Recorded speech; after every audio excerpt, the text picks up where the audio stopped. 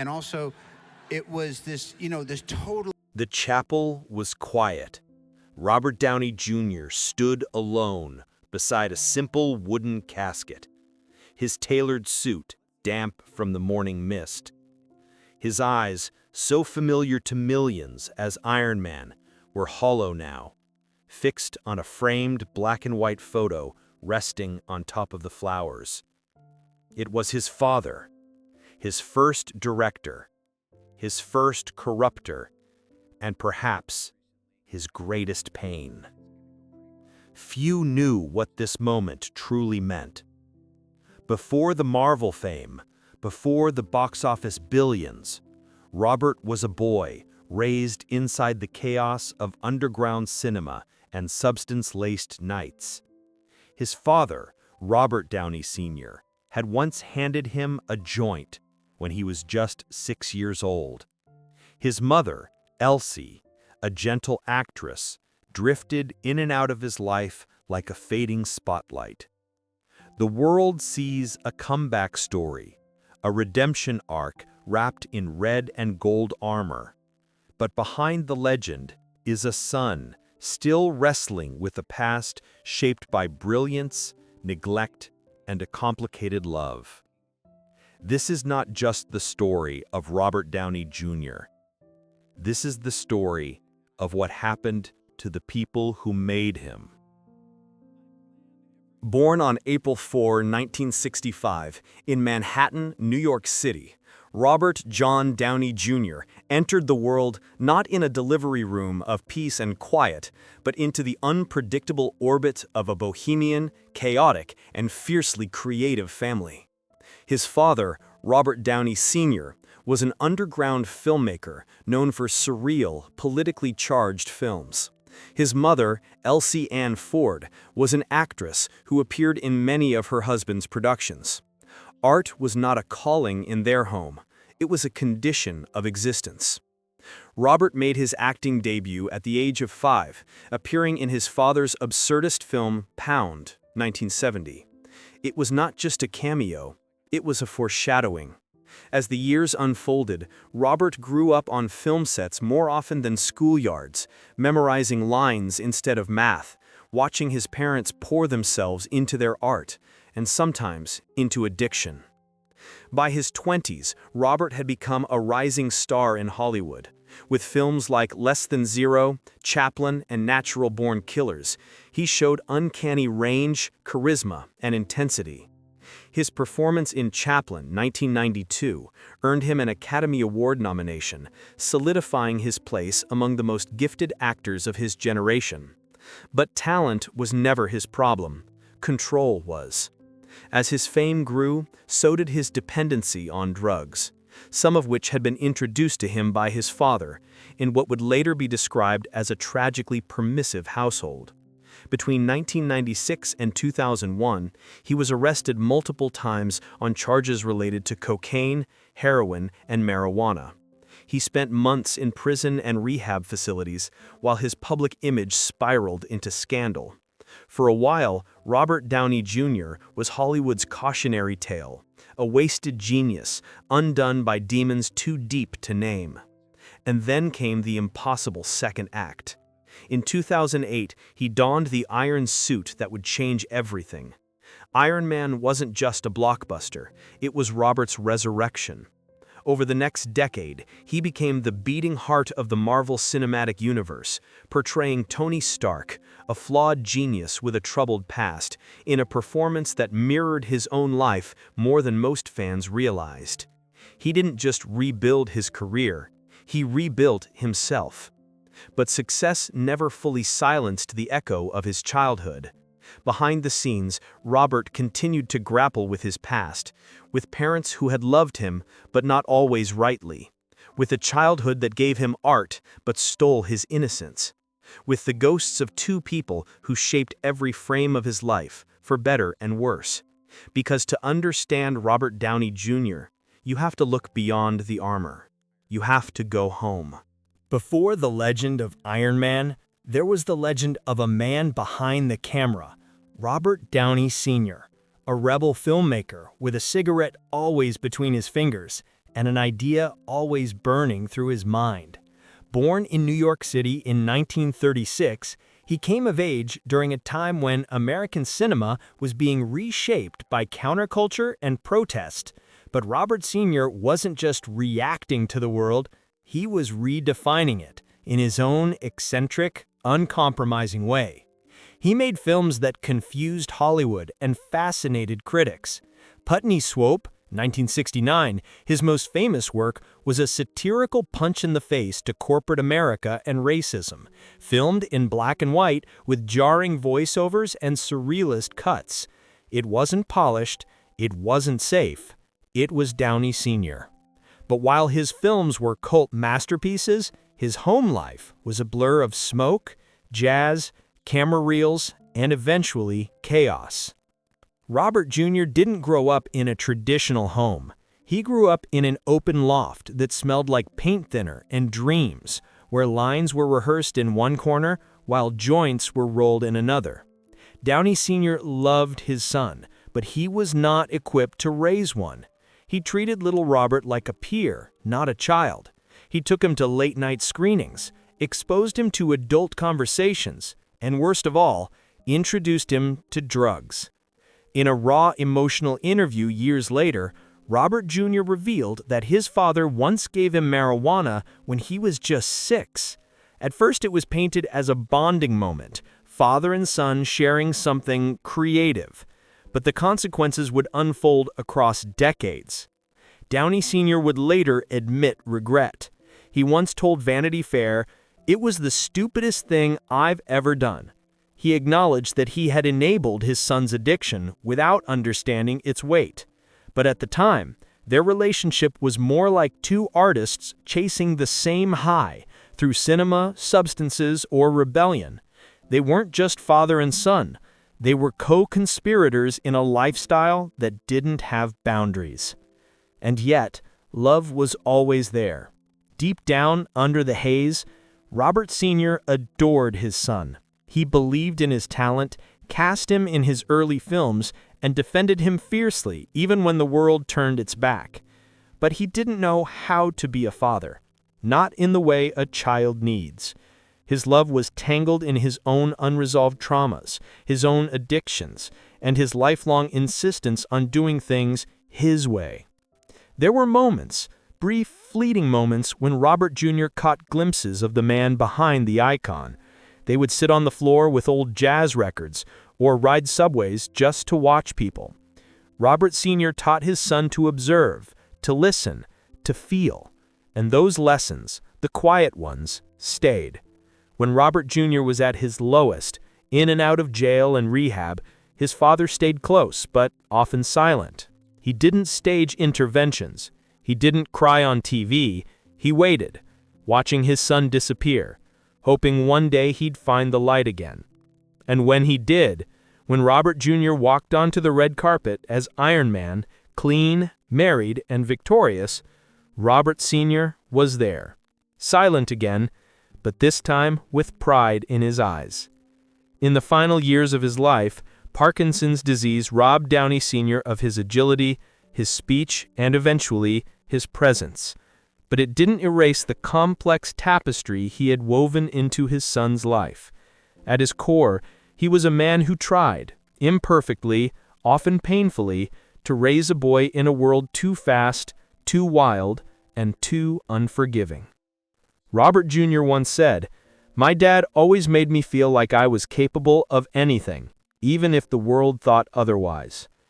That paradox, that mixture of permission and pain, was the gift and the curse of being the son of Robert Downey Sr. Because sometimes love doesn't come wrapped in safety. Sometimes it comes wrapped in fire. It began with a tremble. At first, Robert Downey Sr. brushed it off, a slight shaking in his hand, an occasional stumble on stairs. He had lived a wild, unstructured life. A few jitters, nothing new. But in the quiet of his Brooklyn apartment, far from the lights of his earlier film sets, something deeper was unraveling.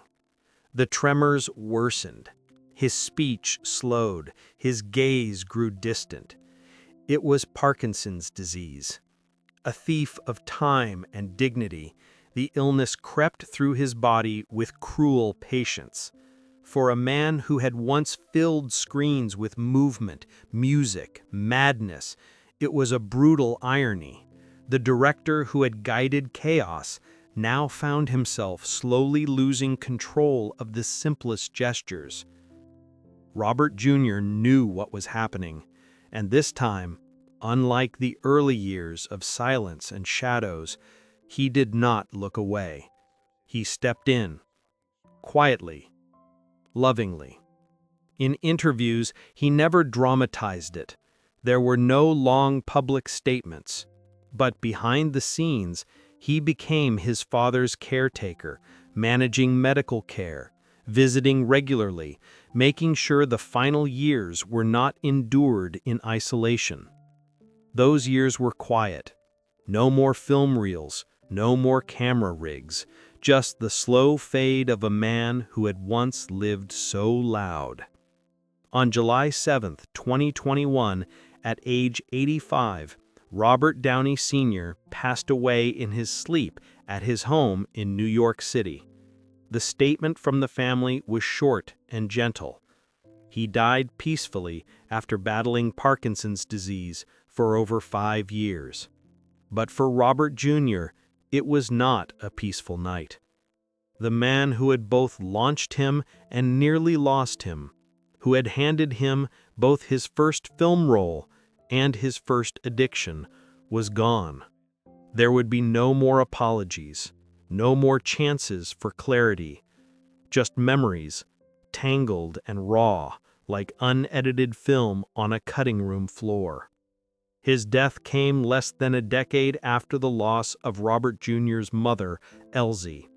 She had passed in 2014 after her own private battle with age and illness. Unlike her husband, she had never made headlines. Her death was a quiet ripple in Hollywood. But for Robert, it marked the end of something sacred. He had once said that when his mother died, he felt like the last tether to his childhood had been cut. And now, with his father's passing, the entire stage of his upbringing, brilliant, broken, blazing, had gone dark. The world mourned Robert Sr. as a pioneer of experimental film, but his son mourned something else. A man who had tried, failed, tried again, and in doing so, left behind not just a legacy of cinema, but the blueprint of a survival story. That night, Robert Jr. posted a photo of his father, captioned simply, "R.I.P. Bob D. Sr., 1936-2021, a true maverick." No bitterness, no blame, just love. Hard-earned and hard-kept. Because sometimes death doesn't close a chapter. It finally explains it. The sky over New York was overcast on the morning of July 10, 2021. It didn't rain, but the air felt heavy, as if the city itself understood it was about to say goodbye to one of its most unruly sons. Robert Downey Jr. arrived at the private funeral in a dark navy suit, no entourage, no security detail, just a quiet man carrying a lifetime of unresolved love. The service was held in a modest chapel in Manhattan, not far from where Robert Sr. had once filmed Putney Swope. There were no elaborate floral arches or grand eulogies. That would have gone against everything the elder Downey believed in. He had lived on the fringe. He would leave on his own terms. Inside the chapel, the mood was hushed. A handful of people attended, independent filmmakers, old friends from the 1970s downtown art scene, a few extended family members, and Robert Jr.'s wife, Susan. There was no media, no cameras, no Marvel stars, no Hollywood spectacle. Just people who remembered the man not for his son, but for his strange, brilliant mind. At the front of the room was a closed casket. On it sat a framed photo of Robert Downey Sr. in his youth, sunglasses on, head tilted, the grin of a man who always saw the world at a slant. Next to it was a vintage film camera, one he had used on dozens of his experimental shoots. A quiet tribute to a life lived in frames. Robert Jr. sat in the front row, shoulders slightly hunched, hands clasped together. For a long time he didn't speak. Not during the opening remarks, not during the reading of passages. It was only when the room fell completely still that he rose. He didn't pull out notes. He didn't clear his throat. I used to wonder if my father ever really saw me, not just through a camera or in the lines of a script, but truly as his son. Today, I think I finally have my answer. His voice wavered, just slightly. He was a hurricane of a man, a genius, a madman, a terrible parent at times. But he taught me how to create, how to survive, and maybe how to forgive. There was no applause, just silence, the kind of silence that wraps itself around you like a blanket, equal parts comfort and weight. After the service, Robert Jr. approached the casket alone. He placed a folded piece of paper on top, a letter, no one knows what it said, and a worn VHS tape, Pound, 1970, the film where he first appeared as a child. A full-circled moment, from the screen to the silence. Outside the chapel, a small group had gathered, fans, film students, curious strangers. No one screamed, no one asked for autographs. They just stood respectfully as Robert exited. One woman, older, perhaps a longtime admirer of Downey Sr.'s work, whispered, "That man was a genius." Robert turned his head slightly, nodded, and walked into the waiting car. As it pulled away, the clouds above Manhattan finally broke. A thin ray of sunlight sliced through the gray. It touched the roof of the chapel, warm and fleeting. And just like that, the curtain closed on Robert Downey Sr. But his story, the chaos, the brilliance, the love that couldn't always speak its name, was far from over. Because it lived on, in the man who had learned how to stand, even after being raised in the storm. After the funeral, Robert Downey Jr. didn't return to red carpets or magazine covers. For weeks, he stayed quiet. No press releases, no emotional interviews, just a few subtle changes that only those closest to him noticed. He stopped taking certain meetings. He canceled 2 appearances. He spent more time at home with his wife Susan and their children. Because something had shifted. The death of his father, following years of distance, reconciliation, and finally fragility, had closed the last open wound of his youth. He was no longer just the comeback king of Hollywood. He was now the keeper of a legacy, a complicated, flawed, brilliant legacy that had both damaged and defined him. In private conversations, he reportedly referred to those final weeks with his father as a quiet kind of miracle. Not because they were perfect, but because they were real. They had sat together, watched old movies, laughed at memories that once brought pain. There were no dramatic final words, no teary-eyed cinematic closure, just presence. For the first time maybe ever, Robert Jr. and his father had simply existed, without trying to fix what couldn't be fixed. Professionally, something else began to take root. Post-Iron Man, Downey shifted away from large franchise roles and began producing more human-scale stories, intimate dramas, docuseries, even a show about environmental restoration. It was as if letting go of his past had freed him to turn outward, to help reshape the world that had once broken him.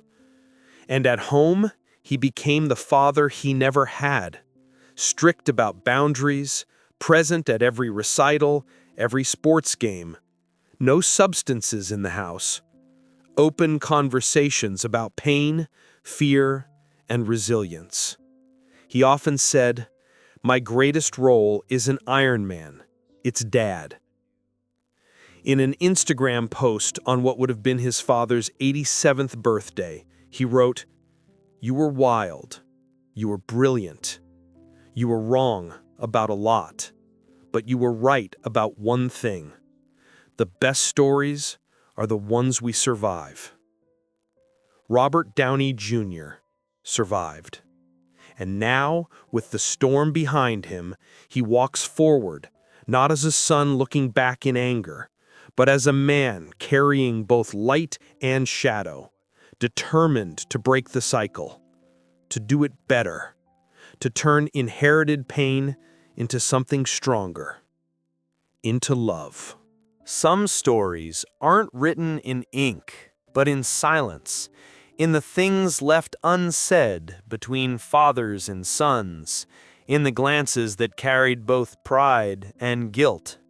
Robert Downey Jr. didn't just grow up in the shadow of a man like Robert Downey Sr., he was forged in it.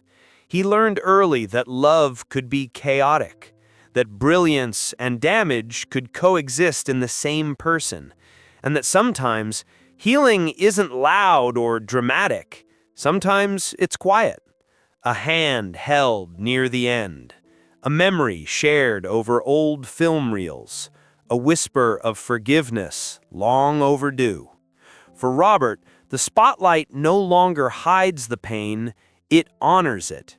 Every performance, every quiet moment with his children, every decision to live clean and honest is a conversation with the ghosts who raised him. Because in the end, we are all shaped by those who came before us. Not perfectly, not easily, but undeniably. And you, have you ever looked at your parents, not as heroes or villains, but as flawed human beings, trying their best? Maybe it's time.